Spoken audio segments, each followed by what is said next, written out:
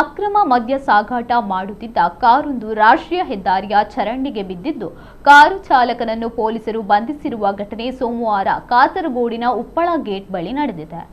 ಕೊಮ್ಮಂಗಲ ಚಾರ್ಲ ನಿವಾಸಿ 25 ವರ್ಷದ ಪ್ರಜ್ವಲ್ ಬಂಧಿತ ಆರೋಪಿ. ಈತ ರಾತ್ರಿ 11:30ರ ಸುಮಾರಿಗೆ ಕಾರಿನಲ್ಲಿ ವೇಗವಾಗಿ ಬಂದಿದ್ದರಿಂದ ಆತನ ನಿಯಂತ್ರಣ ತಪ್ಪಿ ಈ ಘಟನೆ ಸಂಭವಿಸಿದೆ.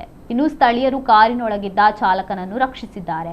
ಸದ್ಯ ಈ ಬಗ್ಗೆ ಮಾಹಿತಿ ಪಡೆದ ಮಂಜೇಶ್ವರ ಠಾಣಾ ಪೊಲೀಸರು ಘಟನಾ ಸ್ಥಳಕ್ಕೆ ಧಾವಿಸಿ ಕಾರನ್ನು ತಪಾಸಣೆ ನಡೆಸಿದ್ದಾರೆ. ಈ ವೇಳೆ ಕಾರಿನೊಳಗೆ ಭಾರೀ ಪ್ರಮಾಣದ ಮದ್ಯ ಪತ್ತೆಯಾಗಿದೆ.